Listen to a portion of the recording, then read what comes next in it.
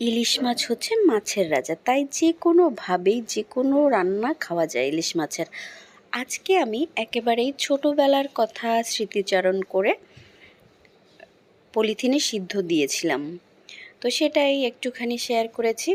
এখানে কাঁচা জিরা, সরিষা, কাঁচামরিচ, হলুদ, লবণ, জাস্ট এই মশলা কয়টাই বেটে নিয়েছি, আর সরিষার তেল দিয়ে ভালোভাবে মাছগুলোকে মেখে নিয়েছি পাটায় করে।